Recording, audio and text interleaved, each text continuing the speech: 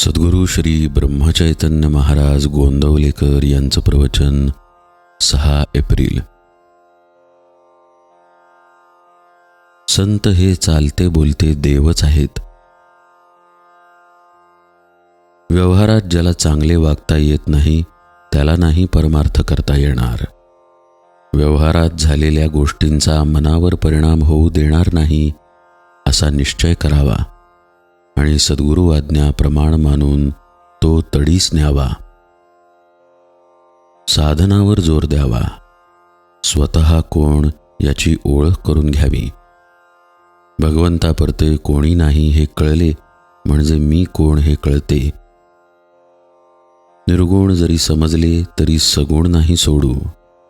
माझ्या मुखी राम आला यापरते दुसरे भाग्य ते कोणते। हृदयात स्फूर्ती येऊनच आपण बोलतो, मग आपल्या मुखात राम आला तर तो हृदयात नाही असे कसे म्हणावे। तुम्ही मला उपनिषदातले सांगा म्हटले तर कसे सांगू। ज्याने जे केले तेच तो सांगणार।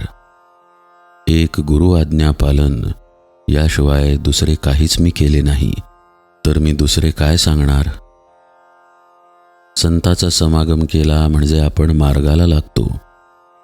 आपण साधूला व्यवहारात आणतो आणि नंतर तो आपल्याशी व्यवहाराने वागला म्हणजे त्याच्याजवळ समता नाही म्हणून उलट ओरड करतो। संत हे देहाचे रोग बरे करत नसून त्या रोगांची भीती नाहीशी करतात। संत हे चालते बोलते देवच आहेत। संतांच्या देहाच्या हालचालींना महत्त्व नाही। भगवंताचे नाम सिद्ध करून देणे हाच संतांचा जगावर सर्वात मोठा उपकार होय। हजारो लोक भगवंताच्या नामाला लावणे हेच खरे संतांचे कार्य होय। संतांचा कोणताही मार्ग हा वेदांच्या आणि शास्त्रांच्या उलट असणे शक्यच नाही। संत सूर्यासारखे जगावर स्वाभाविक उपकार करतात। सूर्याचे तेज कमी होते आहे असे शास्त्रज्ञ म्हणतात, पण संतांचे तेज मात्र वाढतेच आहे।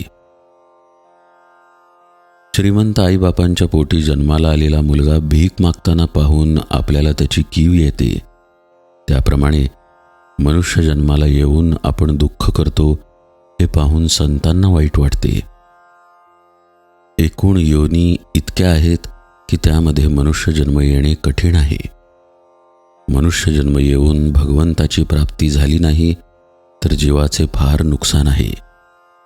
म्हणून अत्यंत चिकाटीने संतांचा समागम करावा, त्यांची कृपा प्राप्त करून घ्यावी। संतांनी जो मार्ग आखला त्यावर डोळे मिटून जावे, पडण्याची अडखळण्याची भीतीच नाही।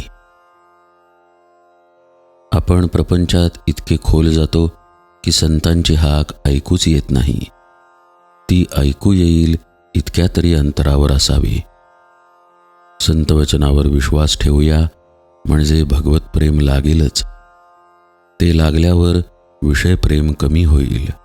म्हणून संतांची संगत करणे एवढे जरी केले तरी कल्याणच होईल। संत संगती आणि नामस्मरण यानेच भगवत प्रेम येईल। जानकी जीवन स्मरण जय जय राम।